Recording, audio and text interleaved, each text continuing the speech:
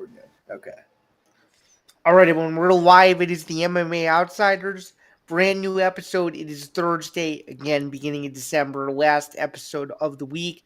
I'm Zam Bando. He's Jack Gold. Jack, how are you this morning? It's a little bit of an earlier time than when we usually do these, but glad we were both able to be flexible this week. How are you? I'm feeling good. I'm excited for this week. I'm excited for this weekend. There's a lot of big news coming in this week. I'm excited. It's been a good week. How about you? How are you feeling? I'm good, man. No complaints. It's a little bit colder here than I want it to be. I have to go to Chicago for a doctor's appointment later on this afternoon, which I'm not really looking forward to because of that weather aspect. But overall, things are okay. Excited to talk about some fights with you for about the next 30 minutes. Excited to take a look at our predictions, update the tracker, and then figure out what we think. I guess is going to be some of the major takeaways from I guess the seasonal press conference that's going to be tomorrow. I don't know a ton about it in regards to who's going to be there, but I guess we could play a little speculative game as to who we think might be there and what some of these fights may end up being. By the way, programming note for those of you who want to watch that, that's tomorrow. It'll be streamed everywhere across YouTube and the UFC socials.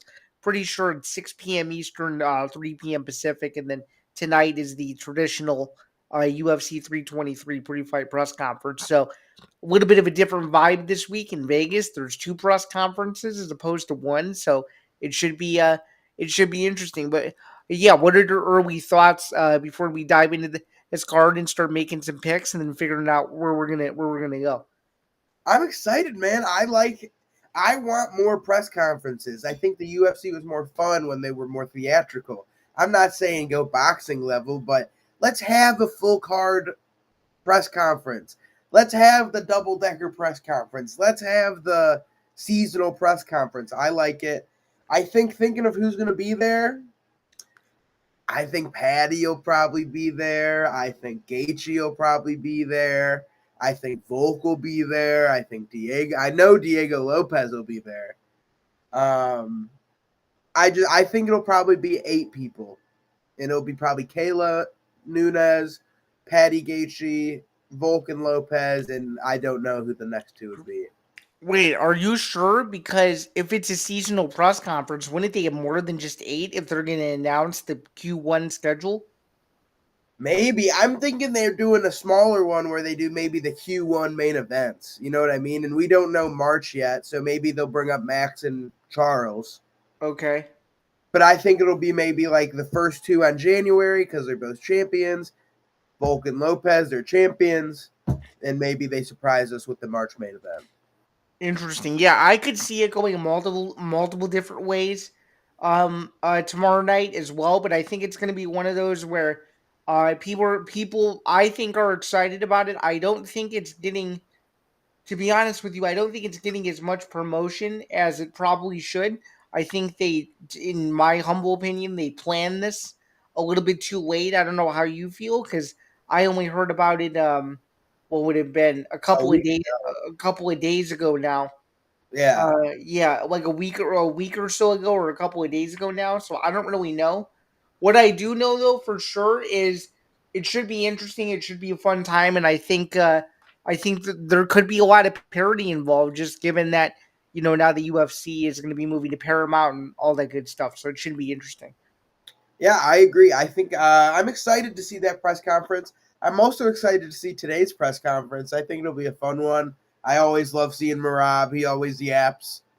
Yeah, But do you think it's going to continue with the same format as the last couple, or it'll be the entire main card? Because that would be my suspicion. I would hope so. Like UFC 323 has a pretty stacked main card. The only fight that maybe like I wouldn't be like, oh, that's a huge press conference one would be Bogdan Guskov versus Jan. But I mean, Cejudo Talbot, Moreno Tyra, Pantoja Van, and Marab all have to be up there. Yeah, probably that would be my suspicion as well.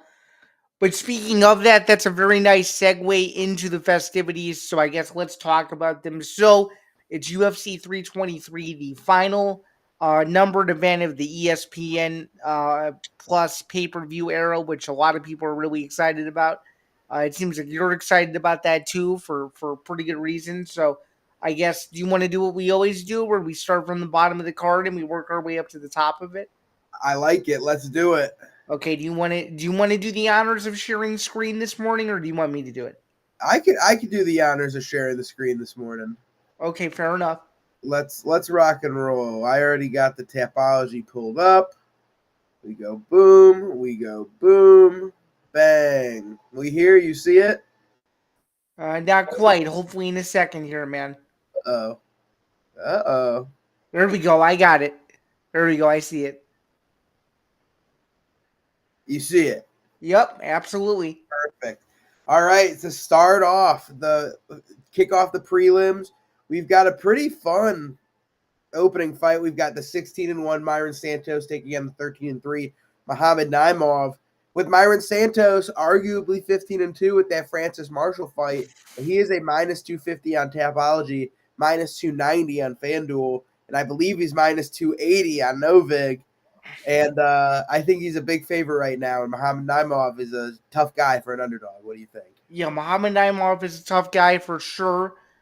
Something tells me though that Santos is going to get it done. I think he's really motivated to make a full career out of this, and I think Naimov is a good step up in competition because I think Santos brings a skill set that Naimov really, in my humble opinion, has never seen before.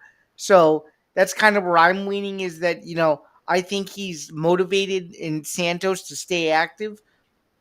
He knows that 2025 is going to be a big year, and he knows that he needs to validate a lot of people's concerns because, as you just alluded to, the Francis Marshall fight, either which way you slice or dice, it was controversial. He needs to leave no doubt in this one, so I'm taking Santos by second round submission. What about you?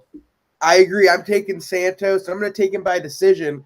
But like you said, I like that Myron Santos. I believe it, like his last fight, I'm just going to double check here, was against Sadiq Youssef, a very tough guy. And he made the statement where he won all 3 rounds. So I like Myron Santos as well. Next up, we've got Mansour Abdul Malik versus Antonio Tricoli. Mansour Abdul Malik is minus 1,200. But listen, Mansour Abdul Malik is an over 1.5 rounds kind of guy. Let me take a gander here on my FanDuel because that's other than Novig. My Novig, the odds aren't up on the Mansour fight right now, which hurts me. But Yeah, what maybe I will because say, we have to remember, and then I guess that's a perfect segue into Novik in just a second. You have to remember, if something isn't on there, you gotta request it. So if need be, you can always request it, and if there's enough interest in it, they might end up putting that line up. You never know. So I like that. And talking of Novig, what do you have to say for Novig? sure. So without further ado, let's do the honors of that. All right. The MMA Outsiders is powered by Novig, America's #1 sports prediction market, available right now in 34 states.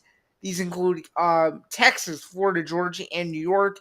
And of course, we could show a plug in there to Illinois as well. On Novig, you're 10 times more likely to win long term compared to a traditional sports book because you're playing against real users and not the house. Sign up today and use the promo code in all caps ETB Network, that is ETBNETWORK, for exclusive bonuses. Novig, where fans play smarter, must be 21 or older to play. Please gamble responsibly, and if you have a gambling problem, call 1-800-GAMBLER. So, Now, the only reason I was bringing up another gambling app is because I wanted to look at the yeah, round totals. fair enough, fair enough. Was for the round totals because they don't have it. Now, the reason I was looking at that is Mansour Abdul Malik is always such a massive favorite. Those lines for round 1 are crazy, but he tends to win fights in round 2. And round 2 is around plus 400 on Mansour Abdul Malik. So if you believe in Tricoli's durability for at least 5 minutes, that's something I throw a little bit of money on. But Mansour Abdul Malik is my pick, is a massive favorite. I guess that he's your pick because he's a massive favorite, and I agree with you. How do you think he wins, though? I'm curious. Knockout round two, ground and pound, or up against the fence, maybe like 2 to 3 minutes into the round. Okay, and I need to get your overall historical perspective. If Abdul Malik were to somehow lose, where would it rank in the biggest upsets in UFC history, or at least by one of them? I mean, this year would be the biggest upset this year. It is the biggest upset odds wise. I hate to say it, my boy. It was Malcolm Lawmaker versus Ethan Ewing. Ethan Ewing was plus 535. Antonio Tricoli is plus 700, plus 800, depending on where you look at it. Okay, all right. Let's move on up the card at light heavyweight. Um, Barneski versus Aslan. What do we think of that fight? Listen, I think Ebo Aslan Or has. Aslan? My bad. My bad. No, you're good. I just think he's a. I think he's shown his true colors his last couple fights, and he ain't elite. And I think Iwo Baranowski, he shocked a lot of people on Contender. He was a big underdog against Muhammad Ali, but guess what? I think Iwo's legit, legendary Polish power. That's happening a couple times this card. Give me Iwo Baranowski by decision or knockout. Oh, really?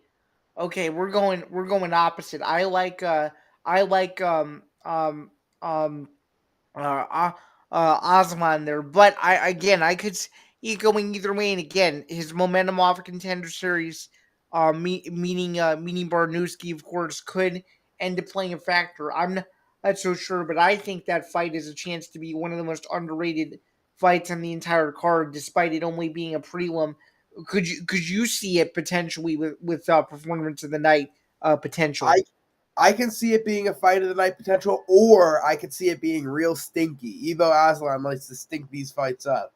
Okay. Next fight, battle of youth versus experience, if you will. Edson Barboza versus Jalen Turner. I hate to say this, Jack. I think if Edson Barboza loses, he needs to think about hanging it up. What do you think? I agree with you, and I think he's got to hang it up because Jalen Turner is coming back after a long layoff. His last fight was UFC 303. He retired. He needed some time to find himself, and he's coming back. He's rejuvenated. He's dangerous, and he's got the talent to be a champion. And he's the best 14-9 fighter in the world. Give me Tarantula by knockout. Yeah, I'm taking Jalen Turner also. I think we're gonna agree on most of these fights. At least we're agreeing so far. Let's see what the rest of the card brings. All right, moving up the card as per usual here. We have Marvin Vittori taking on Bruno Ferreira. I think this is one of those situations where Vittori's back is against the wall for sure, and Ferreira has nothing to lose. What do you think? I agree. And listen, every American pay-per-view this year, I think, has had. I lied. Take that away. But this has been the year of the spinning elbows, right? Not every pay per view, but I would say most of them. You can make the Yeah. argument. There's We've been got our big fights. We had the Diego Lopez, Lauren Murphy, Carlos Prates. We've had some good ones. right. Sergio Pettis and PFL. Listen, Bruno Fahey is cracking Marvin's chin for the first time, getting that last spinning elbow of the year. Performance of the night. Okay, I'm taking Ferrer as well. I don't know if I'd go as far to say that he'll win by spinning elbow, but damn, he'll win by something impressive.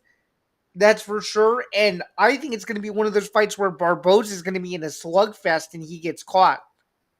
Or not Yeah, Barboza, I meant Vittori, but nonetheless, I think it's going to be one of those fights where it's going to be an all-out kickboxing battle and someone gets caught, and I think Vittori is going to be the guy to get caught. What sucks is Vittori could be on a run right now, but his last couple fights have really done him in, especially that Brendan Allen fight did not help his stock whatsoever. So hey, the Brendan Allen fight, the stock's only going up with his last win.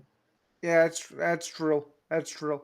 But I think, and the biggest thing is it feels weird because Bruno is the older fighter, but it feels like Marvin's been around so much longer.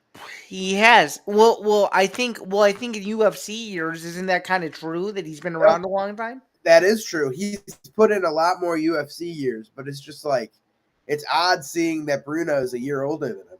Right, exactly. But all right, we're both going Bruno Ferreira. Next up, one of my I think hardest fights to pick, but one of my most exciting fights. Nazim Sadikov versus Faraz Ziam. Faraz Ziam is minus 140. He's a slight favorite. I really want Nazim Sadikov to get the W here. I want him to win. I like Nazim Sadikov. I think Faraz Ziam is going to get the job done by decision. Okay, and what makes you say that? I think Nazim is a better striker, and he's going to be able to slip and throw some hooks and whatnot. But I think Faraz is going to clinch him a lot. I think he's going to push him against the fence. I think he's going to go for takedowns. But if it's able to stay on the feet, I like Nazim. If it's in the clinch or on the ground, I think Faraz is going to get the job done. See, I think Sadikov. It's going to be similar to his last fight, where he's just going to be swinging, and if he falls, he falls, and if he wins by knockout, he wins by knockout. I think it's going to be a take no prisoners kind of fight, to where I could see it going the distance, or I could see it being finished via KO TKO. But I don't think you're going to be seeing a lot of wrestling in this fight. So I think you're gonna see a striker's delight. If you like stand up, if you like stand up type undercard action, I think this is one, in my opinion, that you don't want to miss. So No, this one's going to be an awesome fight. But you think Sadikov? I'm taking Ziam. Next up, the return of Macy Barber versus Karine Silva. My biggest question on this fight is Macy Barber going to even fight? We'll find out tomorrow. But if she does, I'm taking Macy Barber by decision. yeah, I'm taking Barber as well. Fun fact: I met Macy Barber when she was, I think, well, because we're the same age. I think we met each other when we were both like 20 years old or something. She had just gotten into the UFC, so that's my fun fact about Macy Barber. And my fun fact about Karine Silva is she follows me on Instagram. That's pretty cool. So yeah, it's a weird dynamic. I have slight connections to both of them, very very semi briefly, but no, nonetheless, though, I agree. If Macy Barber fights, she should get the job done, and she has more to lose in this fight for sure if she wants to remain in any sort of title contention at all. Because I'm almost certain, and I don't know the facts of the situation, but if I were to guess, I'm sure it was very, very, very challenging, especially given what occurred in May, for the UFC to even give her a remote chance, let alone a chance on a numbered UFC event kind of high up on the undercard. I think this is a huge risk that the UFC is willing to take, and it'll be interesting to see if it backfires or if it doesn't, because I'm sure you and a lot of the MMA community feel the same way, that I think there are still tons of question marks after the Blanchfield fight was postponed and eventually canceled, because it looks like that fight will never be remade again. So I agree full stop. Like the reason I'm like picking Macy Barber, like if it literally take away every outside thing, Macy Barber would be my lock of the night. Because my thing is like, look at who she's been booked against: Rose Namajunas, well, yeah, the Aaron. level. Yeah, I'm saying the level of competition um that she was supposed to fight is not comparable to Silva. And this is no disrespect to Silva. It just is. And Silva went life and death with Diane Barboza, who's a good fighter, but she's 2-2 in the UFC. You know what I mean? Yeah, yeah, for sure. So I think if Macy Barber makes weight and look good, maybe not even looks good, but makes it to the walkout, I'm taking Macy. Okay, so we both agree on Barber there. You want to take a look at the next fight? Next up, T-Rex Terrence McKinney versus Chris Duncan. This is an awesome fight. I can't wait for this. Yeah, I'm going. I think this is my pick for fight of the night. Me too. Me too. And who are you taking? I mean, man, I like both guys. I could see this being a absolute war for 15 minutes, but I think McKinney has been waiting to get back in there for quite some time, and I think he knows what Duncan brings, and he knows he has a chance to maybe have another viral moment, very similarly to his UFC debut way back when. And I think the numbered events have been kind to him. Let's just say that, and I think that past knowledge is going to translate into momentum, and I think he stops Duncan in round 3. What do you think? I think that's wishful thinking of round 3, but I agree with you. I think it's going to be a Terrence McKinney round 1 knockout. If this thing gets out of round 1, though, Chris Duncan's going to drown him. Okay, fair enough. You just think that Duncan's wrestling is going to be too much? I think his striking's going to be too much. I think his wrestling will be too much. He's slow, and he's a slow starter. And Terrence McKinney is a lightning bolt. So I think if you're going to beat Chris Duncan, you're going to beat him right away. And I think Terrence McKinney is that kind of guy, and that's why I'm picking him. But Terrence McKinney is the type of fighter after round 1. He's cooked. And Chris Duncan's the kind of guy that after round 1, that's when he starts doing his best. And he's got a disgusting guillotine, big power. I think he would get the finish in round 2 or 3 if he can. If he stays alive. Okay, fair enough. What about the next fighter, Dawson versus Manel Torres? Who do you got? See, this one's so conflicting for me because I love Grant Dawson. I really, really like Grant Dawson. I don't think you're going to hear too many people saying that. But Manuel Torres is a dangerous, dangerous guy. And I don't know if Grant Dawson can survive the power, but I'm going to pick Grant Dawson to get the W. Okay, I like Dawson too, just on the slight fact that I think he has a little bit more experience, and I just think Torres, even though his record is solid, he still needs to get tested, and I think Dawson is a good test. So I'm gonna go Dawson by decision. And not even needs to be tested. Like, he has been tested and he's been beaten, but it's by a striker. So I'm No, no, excited. no, no, no. He has, but would you agree though, at least going into this, that Dawson is probably the best guy he's fought, at least so far? Oh, for sure. And I think it's That's what the best wrestler. that's what I meant from a general sense. Gotcha.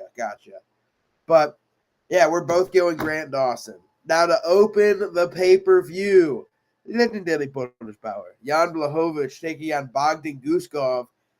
Papa Jan's getting the job done, and he's winning by submission. Lock it in, plus 400. Okay, I like the former champion as well. I don't know if I'd go as far as to say a submission. I'm going to go a little bit more conservative and say he wins by decision, but I think a former champ is a former champ, and until you beat him, you can't pick against him. And I think if he wins, as crazy as it sounds, Jack, in my humble opinion, he's still very much in the mix. What do you think? Oh, for sure. He was this close, arguably beat Pereira, arguably beat Ankalaev, arguably beat Ulberg. Like he's not losing. He's losing by that much. Yeah, and he's losing to studs, either current and or former UFC champions. So Yeah. he's not losing to guys who suck is what we mean here. So And I think Bogdan Guskov's good, but if Volkan Oezdemir is submitting you, I think Jan Blachowicz could submit you. fair enough. Next up, R.I.P. Triple C, the king of cringe, if it wants to pull up, versus Peyton Talbot. What do you think about this fight, Mr. Zan? I mean, the big question is, can Cejudo have another signature performance for the first time in a long time and erase the really bad taste of the Song Yudong fight? Sitting here right now, Jack, I honestly have to say I don't know.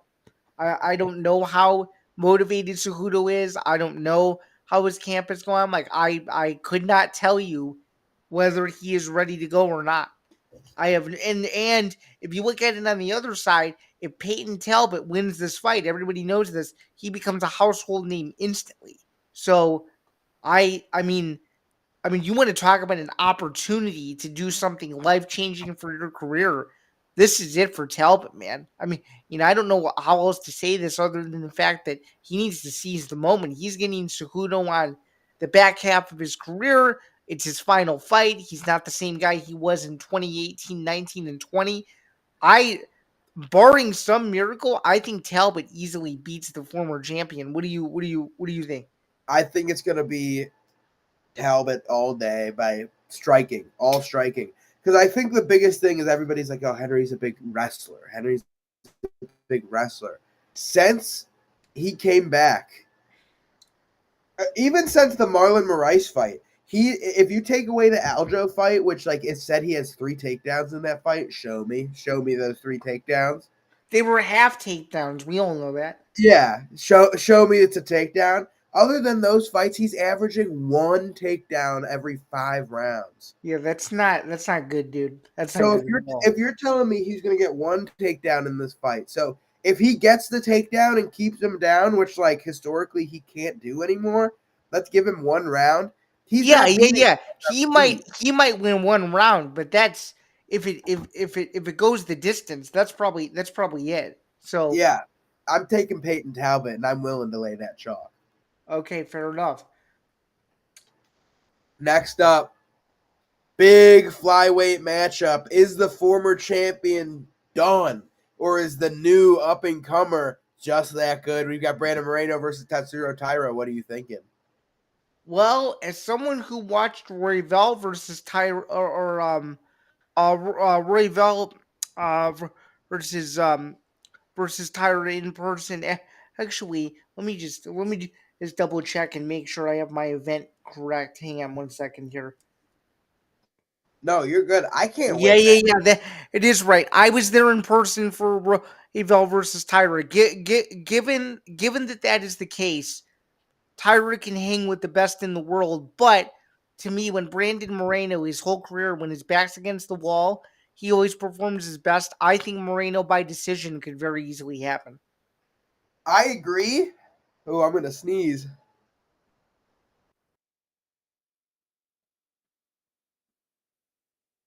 And we're back. But here's my thought, right? I Yep. agree with you. I think Brandon Moreno fights his best with his back's against the wall. But look at his losses, split decisions versus Pantoja, right? Right. If you're looking at that Tyra Brandon Royval fight, as badly as everybody says, like, oh, Tyra got beat up, Tyra got beat up. But wait a minute. As someone who was there in person, Tyra got beat up, but at the same time, he fought his ass off in rounds 4 and 5. It was a really, really, really good fight. It was a high level fight. And it was 3-2 decision. Yeah. So if you're telling me it was 3-2, this is a 3-round fight. I think Tyra can out grapple Moreno for 2 rounds and get the decision win here. I'm taking Tatsuro Taira. Okay, so we disagree. I like the former champion, but I could completely understand your reasoning, especially just given that Tyra needs to build more on his resume, and this is to me the perfect fight to do it. And I'm sure you would agree. I agree, full stop. Now, next up, Joshua Van, baby. I love Joshua Van. I love Alexandre Pantoja, but Joshua Van is my GOAT. I love him. He's so fun. But Alexandre Pantoja, Josh Van, Pantoja's minus 235. Who you taking?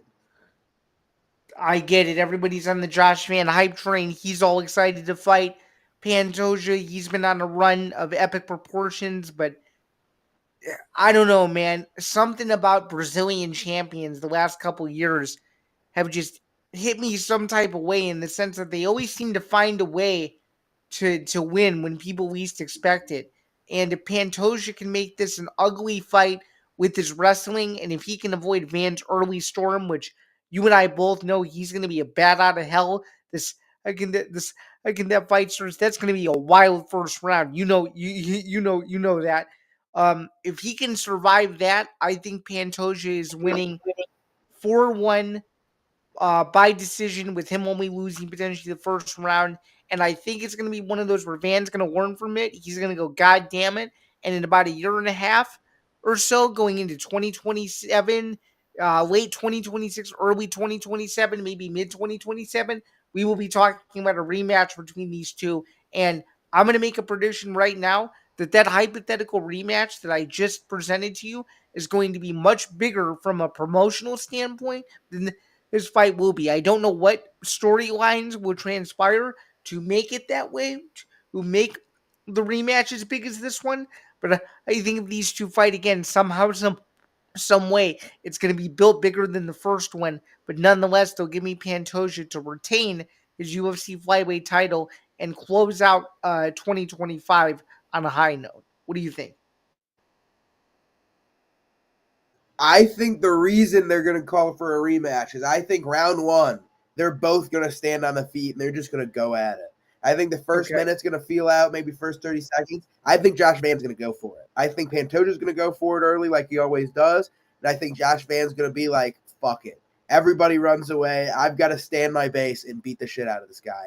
And I think the first round is going to be that, just beating the shit out of each other. But round two, I think Pantoja's going to be like, all right, enough of that. Take him down, submit him round two, and Josh Van, like you said, is going to be like, come back. He's going to work his grappling, and that second fight is going to be a lot bigger. Yeah, that second fight's going to be a lot bigger. And I will go as far to say that this hypothetical second fight, I'm just going to go out and say this. I think this is going to be the birth, my friend, of a trilogy that will end in 2028.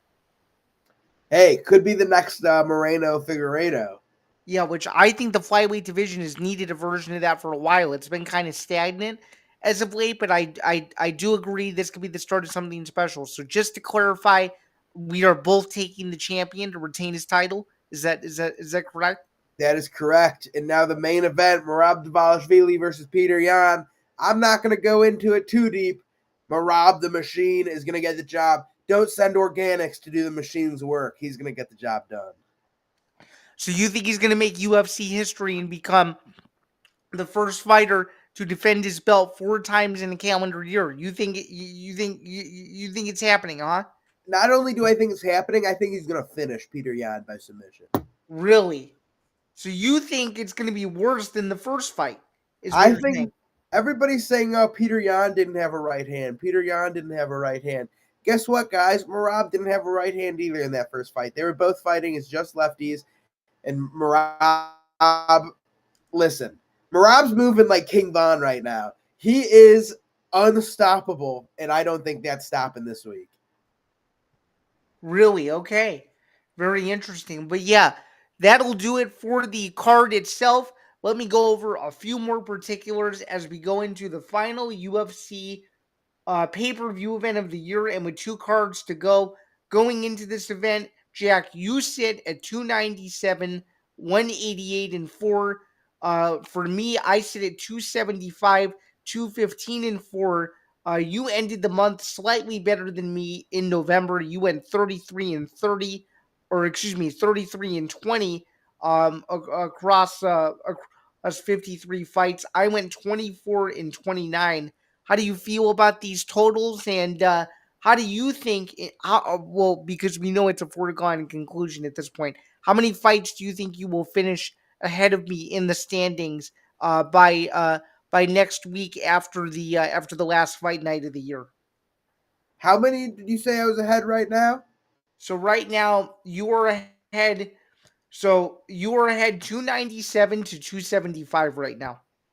297 to 275. I'd like to be ahead at least 25 by the end of the year. Keep a 25-point lead.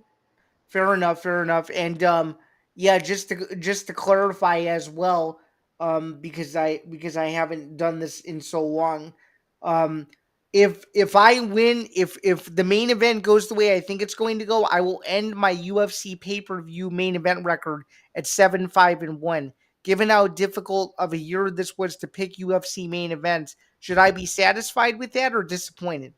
I think the main events are the hardest thing to pick, so I think going 500 on that is pretty good. Like, I don't even know what I went on main events. I think And I then went something. overall, that was just for pay-per-view main events. If you want to know how I did overall on main events so far, I'm 19, 20, and 1. So I have a chance to finish above 500 if the next 2 main events go my correct way. So As of right now, I'm running back real quick. I'm 1-1-1, 1-2-1. Oh man, I'm not picking 2-2-1. I didn't do good this year. really, I don't think so. 4, okay, 4, 2, and 1. We're cooking now. Okay. 4, 3, Okay. Is 5, this 5, overall or 3. just pay-per-views? Just pay per view. Okay, okay. 5, 4. I have no idea.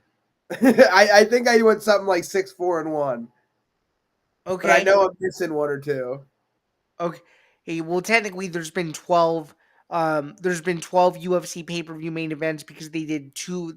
They doubled up 1 month on on one of the on one of the cards. I'm pretty sure regarding two events, two pay-per-views in the same month.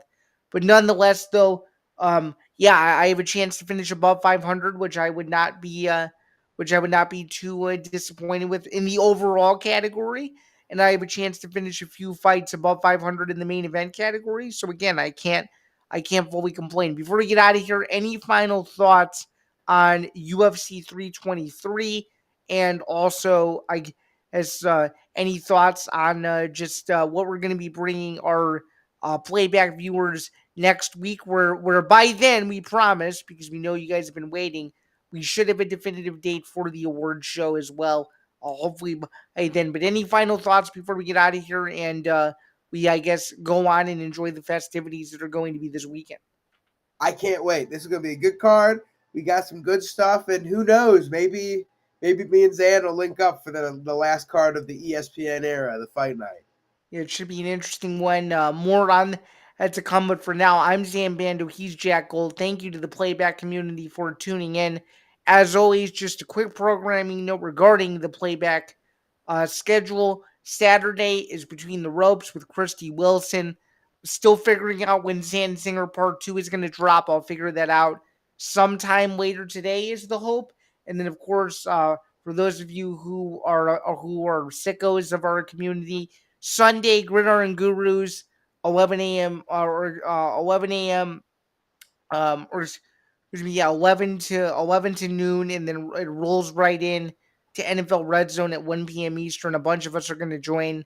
I'm pretty sure as well. So that'll do it for another stream. This has been a new edition of the MMA Outsiders. Thanks again for tuning in. We were on Playback, Kick, Twitch, and YouTube today. So subscribe, like, be sure to share it. Follow both of us on social media and enjoy the fights this Saturday. Taylor Fade, and we will catch you guys next week. Have a good one. Cheers.